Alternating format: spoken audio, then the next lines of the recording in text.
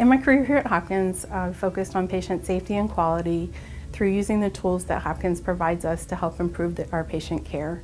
We have best practice advisories, and that includes a chance to look at each patient and see what preventive care needs they have. We also have monthly meetings where we review who's due for their colonoscopy, who's due for their mammogram.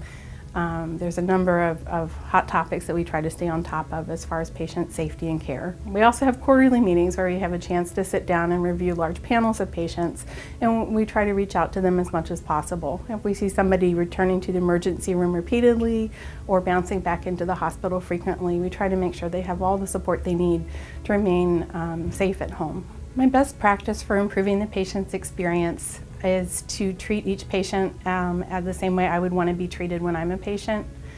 I try to pre-chart and think as much as I can before I walk into the room about what the patient might need during that time. So for example, if they need a vaccine, I go ahead and order it. If they need help with transportation, I try to make sure all the mobility paperwork is filled out.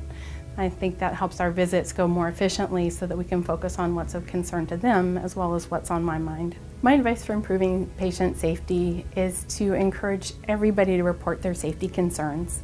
We use the HERO system, and we find that no matter how small the problem is, it's a useful way to document it and try to solve it.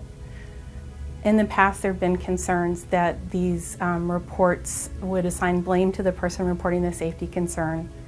In the past, there was also concerns that these reports weren't acted upon. So we worked hard to try to make sure everybody understands that their input is important, that if they notice a safety concern, they won't be blamed for it.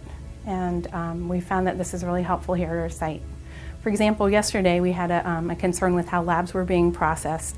We were able to immediately enter the HERO reports. Those reports went to the lab safety supervisor, and the issue was resolved immediately.